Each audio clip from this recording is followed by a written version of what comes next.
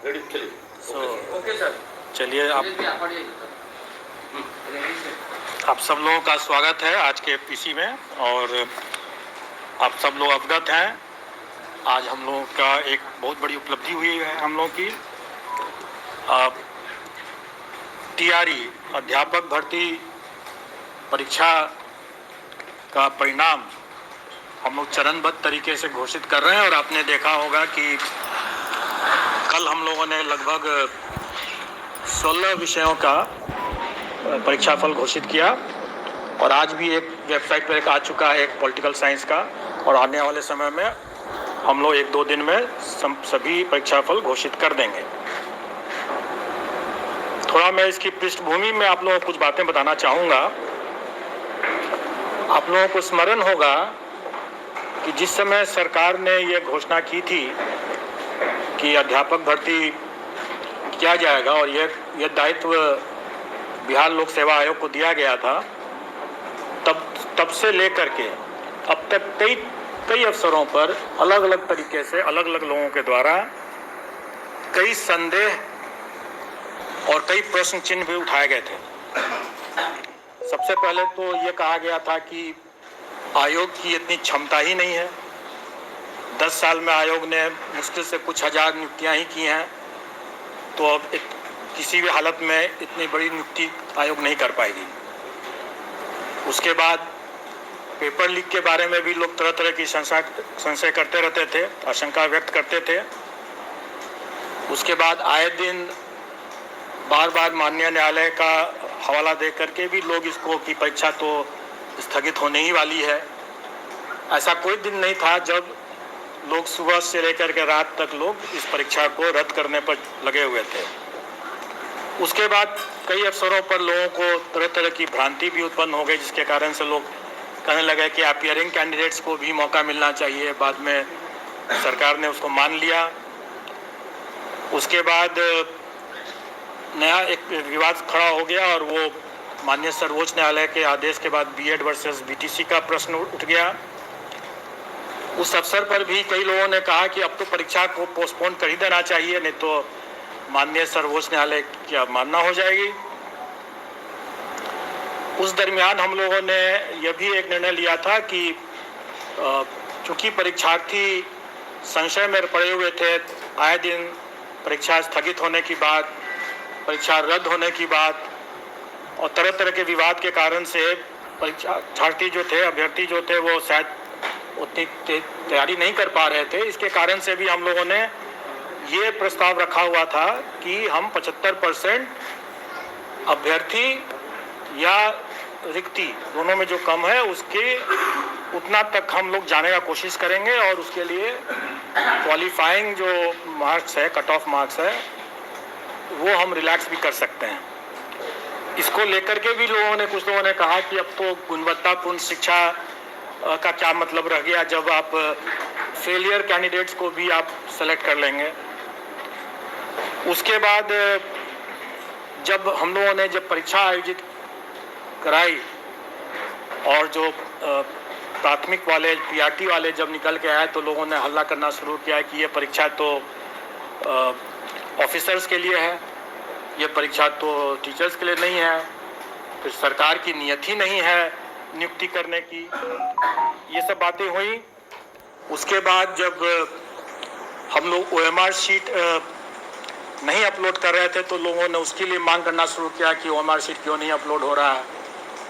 जब ये बताया गया कि कई अभ्यर्थियों ने ओएमआर में अपना रोल नंबर या सब्जेक्ट कॉम्बिनेशन या बुकलेट सीरीज़ गलत लिखा है, उसके हम लोग क्रॉस वेरिफिकेशन कर रहे हैं, तब उस पर लोगों ने कहना शुरू किया कि आप लोग ओएमआर में करेक्शन कर रहे हैं, मैनिपुलेशन कर रहे हैं और तरह तरह की शिकायत होने लगी। उसके बाद डॉक्यूमेंट वेरिफिकेशन के स्तर पर भी लोगों ने कहना शुरू किया कि क्यों डॉक्यूमेंट वेरीफाई करा रहे हैं वगैरह वगैरह। एग्ज़ाम में तो लोग कह ही रहे थे कि जब परीक्षा फल ही नहीं देंगे तो परीक्षा कराने का क्या मतलब है, बाराती और दूल्हा की बात भी कह रहे थे। और इन सभी जो ऑब्स्टेकल्स थे, रुकावट थी, उसको दरकिनार करते हुए जब हम लोगों ने परीक्षा संपन्न करा लिया, तब उसके बाद और परीक्षा जब सब साफ सुथरे तरीके से हुआ तो लोगों की अपेक्षाएं, उम्मीदें इस हद तक बढ़ गई कि लोग अब ये भी मांग करने लगे कि सीटेट में जो लोग अनुत्तीर्ण हो गए वो कहने लगे कि 5% रिलैक्सेशन कर दीजिए, जैसे कि मेरे पास सभी समस्या का समाधान हो। वो भी मेरे ही अधिकार क्षेत्र में लगता है कि जैसे है। या टीआरई में भी लोग पता नहीं कैसे लोग 5% अतिरिक्त रिलैक्सेशन की बात करने लगे। उसके बाद अभ्यर्थी 1000 गलतियां करें, सर्टिफिकेट्स में तरह तरह की गलती करें, बोले कि मेरा से तो यह गलती हो गया, मुझसे यह गलती हो गया, मुझे और मौका मिले, मुझे और मौका मिले। और इतनी गलतियों के बावजूद भी जब वो आयोग से ये अपेक्षा करने लगे कि हम तो टाइमली रिजल्ट दे दें और अगर हमें विलम्ब हो रहा है तो हम भ्रष्टाचारी हैं, अगर हम ओएमआर में विलम्ब से अगर कर रहे हैं तो भ्रष्टाचारी हैं, रिजल्ट टाइम पर नहीं दे रहे हैं, तुरंत नहीं दे रहे हैं, चाहे उनकी कितनी भी गलतियां हो, लेकिन हम अगर रिजल्ट टाइम पर नहीं दे रहे हैं तो हम गलत कर रहे हैं। सब कुछ होने के बाद अब जब अभ्यर्थी इतनी अपेक्षाएं अपनी बढ़ा लिए और आप लोग भी बढ़ा लिए तो सरकार भी पीछे क्यों रहती। तो सरकार ने भी हम लोगों से ये अपेक्षा किया कि भाई आप रिजल्ट के साथ साथ जिला भी आवंटित कर दें। अब आप देखें कि हमारे काम कितने बढ़ गए और ये सभी काम हमें बिना किसी मिस्टेक के, बिना कोई त्रुटि के फुल प्रूफ तरीके से करना है। ये छोटी बात नहीं है।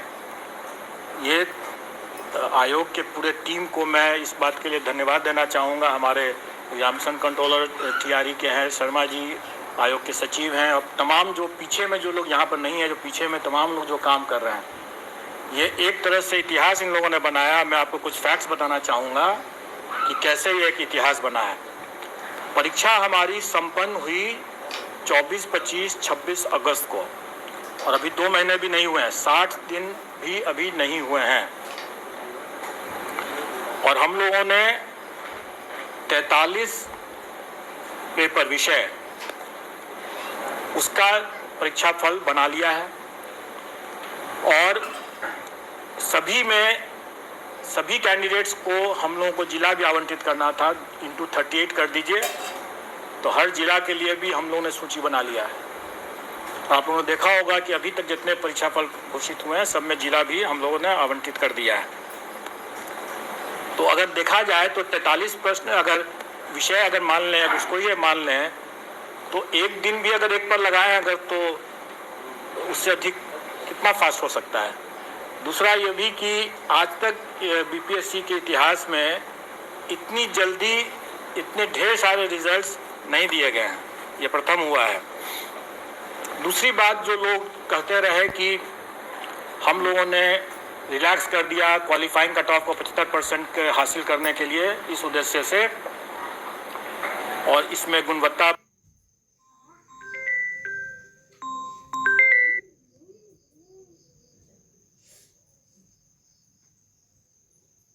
पूर्ण शिक्षा प्रभावित हुई, तो ऐसी कोई बात नहीं है। आप लोगों को ये सुखद आश्चर्य होगा और ये बात तो हम लोग को भी अनुमान था कि बिहार के अभ्यर्थी काफ़ी काबिल हैं और उन्हें ये इनका काफ़ी एक्सपीरियंस भी है, तजुर्बा है ऐसे प्रतियोगी परीक्षाओं को देते रहने का, और इसीलिए हम लोग कॉन्फिडेंट थे। जबकि कई लोगों ने इस बात को उठाया था कि बड़ा कठिन प्रश्न आ गया है, कैसे होगा, क्या होगा, लेकिन मैं आप लोगों को बता दूं कि कुछ ही 2-3 ही विषय छोड़ करके, और उसमें निश्चित तौर पर वो प्राथमिक का जो मामला था जिसमें कि सबसे ज़्यादा लोग विवाद कर रहे थे कि बड़ा टफ क्वेश्चन आ गया है, उसमें तो बिल्कुल ही नहीं। किसी भी विषय में 1-2 विषय को छोड़ करके और 1-2 मामले को छोड़ करके किसी भी मामले में हमें अपने क्वालिफाइंग कट ऑफ को रिलैक्स करने की ज़रूरत नहीं पड़ी। सभी अभ्यर्थी अच्छी गुणवत्ता के हैं और जो सफल हुए हैं वो निश्चित तौर पर अच्छे लोग हैं। इस परीक्षा में हम लोगों ने बड़े पैमाने पर टेक्नोलॉजी का उपयोग किया। कुछ की बानगी तो आप लोगों ने यहाँ के आयोग के हमारे कमांड कंट्रोल रूम को भी देख करके आप लोगों ने समझ लिया होगा। कुछ की बानगी जो मुन्ना भाई पकड़े गए उन्हें भी अब समझ में आ गया होगा। और इसके अलावा जो मैं बार बार ये कहता रहा हूँ कि जो कार्य हम पर्दे के समक्ष करते हैं वो सब लोग देखते हैं, सब लोग की नज़र में रहता है, लेकिन उससे कहीं ज़्यादा कार्य जो होता है वो पर्दे के पीछे भी होता है, और पर्दे के पीछे का कार्य महत्वपूर्ण होता है, लोगों की नज़र में नहीं रहता, इसलिए ज़्यादा उसमें हम लोगों को एहतियात बरतने की ज़रूरत पड़ती है। आज जो हम इतने परीक्षा फल को बनाए हैं और आज जो हम जिला आवंटन कर पाए हैं इतने कम समय में, इसका श्रेय जाता है हम लोगों के टेक्नोलॉजी को यूज़ करने का। हम लोगों ने सारा चीज़ सॉफ्टवेयर से किया, रिज़ल्ट भी बनाया सॉफ्टवेयर से, और डिस्ट्रिक्ट एलोकेशन भी सॉफ्टवेयर से हम लोगों ने किया है। और इसको हम लोगों ने आगे बढ़ाते हुए, क्योंकि हम लोगों ने देखा कि डॉक्यूमेंट वेरिफिकेशन के समय जो हम लोगों ने 11th, 12th and 9th, 10th का जो डॉक्यूमेंट वेरिफिकेशन का काम कराए, उसमें हम लोगों ने पाया कि अभ्यर्थी आवेदन देते समय 1000 तरह की गलतियां कर बैठे थे। उसके बाद जब वो वहाँ पर डॉक्यूमेंट वेरिफिकेशन के लिए आए तो उसमें भी कई गलतियां हुए, क्योंकि कई लोगों का तो पूर्ण वेरिफिकेशन हो गया, लेकिन कुछ लोगों का पार्शियल हुआ। बड़े पैमाने में अभ्यर्थियों अनुपस्थित रहे जानबूझ करके, क्योंकि जब हम लोगों ने उनके डॉक्यूमेंट्स को जो उन्होंने आवेदन में जो दिया था उनको हम लोगों ने जब वेरीफाई किया तो हम लोगों ने पाया कि वैसे लोग जानबूझ करके अनुपस्थित रहे, क्योंकि उसके पहले 500 लोग ऐसे थे जिनका डॉक्यूमेंट वेरिफिकेशन में बिल्कुल ही अप्रमाणित पाया गया, और जिनका अप्रमाणित पाया गया उसके डॉक्यूमेंट्स की जब हम लोगों ने यहाँ से भी हम लोगों ने जब जांच किया तो हम लोगों ने पाया कि वाकई में वो सही तरीके से ही बाहर किए गए हैं, और शायद उन लोगों को ये भनक थी कि हम लोग उस पर कड़ी कार्रवाई करेंगे, और इसीलिए बड़े पैमाने पर कई अभ्यर्थी डॉक्यूमेंट वेरिफिकेशन के लिए नहीं आए। लेकिन कई ऐसे जेन्युइन अभ्यर्थी भी हो सकते हैं जो डॉक्यूमेंट वेरिफिकेशन में नहीं आए, क्योंकि हम लोगों ने उनका भी डॉक्यूमेंट अपने स्तर से चेक करने की कोशिश की। कुछ लोगों का पार्शियल वेरिफिकेशन हुआ था, उन लोगों का भी हम लोगों ने डॉक्यूमेंट देखा। इन सब कठिनाइयों को देखते हुए हम लोगों ने यह निर्णय लिया कि हम लोगों को इसमें भी टेक्नोलॉजी का उपयोग करना पड़ेगा, क्योंकि हम लोग ये सारा कार्य खुद नहीं कर सकते हैं। इतने बड़ी संख्या में जब ये हो रहा है तो हमें विकेंद्रीकृत दस्तावेज सत्यापन प्रक्रिया स्थापित करनी होगी, और वो हम लोगों ने किया। डिसेंट्रलाइज्ड डॉक्यूमेंट वेरिफिकेशन की व्यवस्था हम लोगों ने किया, जिसमें हम लोगों ने टेक्नोलॉजी ये लगाया है कि जो भी डॉक्यूमेंट अभ्यर्थी हमारे यहाँ देंगे वो हमारे ही पोर्टल से डाउनलोड करके जाएंगे, क्योंकि हमारे पोर्टल के बिना उससे डाउनलोड अगर नहीं किया हुआ होगा तो उसमें वाटर मार्किंग नहीं रहेगा। इसका मतलब ये होगा कि वो डॉक्यूमेंट हमारे पोर्टल पर नहीं है। तो जो चीज़ हमारे पोर्टल पर नहीं है उसका हम कोई संज्ञान नहीं ले सकते हैं, और इसीलिए हम लोगों ने जो डिसेंट्रलाइज्ड डॉक्यूमेंट वेरिफिकेशन की बात किया उसमें भी हम लोगों ने हिदायत दे दी है कि जो डॉक्यूमेंट आयोग के पोर्टल पर है ही नहीं उसका कोई संज्ञान नहीं लिया जा सकता। इसलिए जब भी कोई अभ्यर्थी वहाँ जाते हैं, जो सफल अभ्यर्थी जाते हैं डिसेंट्रलाइज्ड डॉक्यूमेंट वेरिफिकेशन के समय, अपने योगदान करने के समय, अगर उनको लगता है कि कोई डॉक्यूमेंट ज़रूरी है और वो हमारे पोर्टल पर नहीं उन्होंने अपलोड किया है तो वो बेशक अपलोड कर दें, अपलोड करें और फिर डाउनलोड करें और फिर उसको लेकर जाएं, क्योंकि उसमें वाटर मार्क हो जाएगा, वो प्रूफ होगा कि हमारे यहाँ वो आयोग के पोर्टल पर उन्होंने डाल दिया है। क्योंकि यही बाद में 10 साल 20 साल जब भी खोजा जाएगा तो यही डॉक्यूमेंट रहेगा, और ये बहुत आवश्यक है। और इसीलिए इसमें भी हम लोगों ने टेक्नोलॉजी यूज़ किया कि वाटर मार्किंग और उसका रजिस्ट्रेशन नंबर दोनों को हम लोगों ने अंकित कर दिया। इन सब के बाद अब हम लोग कुछ आपको आंकड़े बता देना चाहेंगे जो आपके समझने के लिए होगा।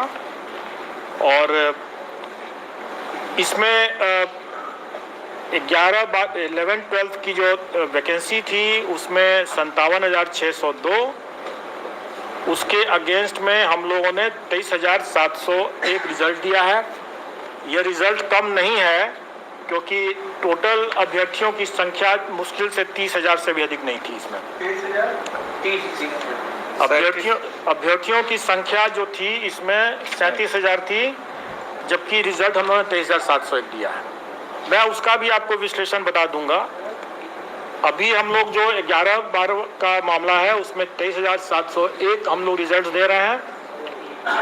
9वीं 10वीं वाला जो मामला है उसमें 26,204 दे रहे हैं, और प्राथमिक का जो मामला है उसमें हम लोग 72,419 रिजल्ट देंगे। टोटल हम लोग 26,204 है 9-10 का, प्राथमिक का है 72,419। टोटल हम लोग दे रहे हैं 1,22,324। और मैं आपको बता दूं कि जो अब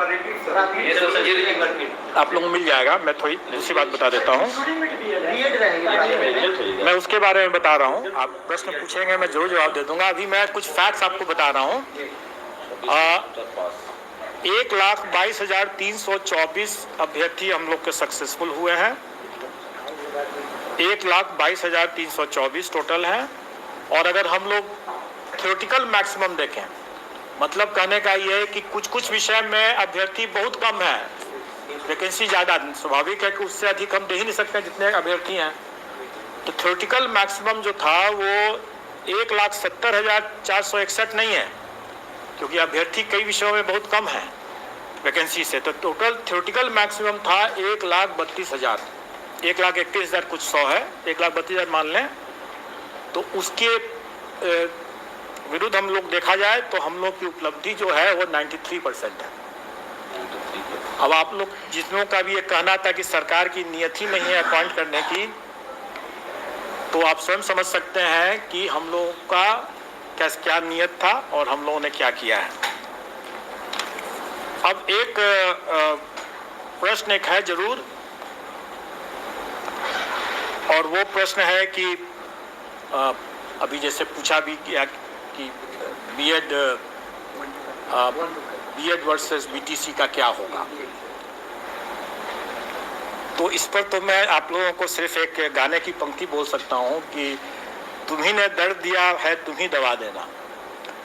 अब जिसने दर्द दिया है दवा भी तो वही दे सकता है, और जब तक दवा नहीं है तब तक इलाज संभव नहीं है। मैं समझता हूँ कि आप लोगों को उत्तर मिल गया होगा। सर तो इंक्लूडिंग रहेगा नहीं सर? मैं समझता हूँ कि आप लोग को उत्तर मिल गया होगा। सर मतलब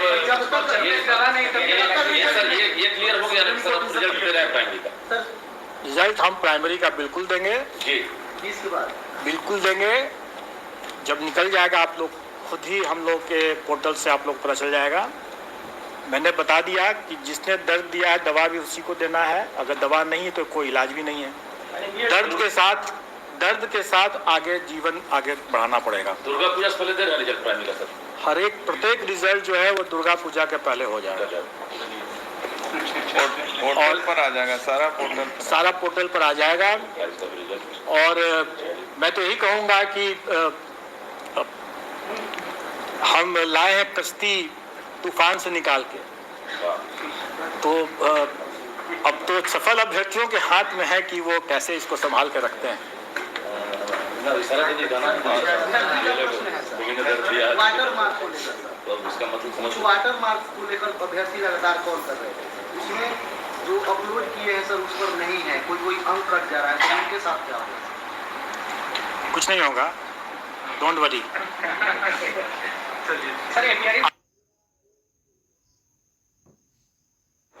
और फिर से डाउनलोड करके जाकर दिखा देंगे।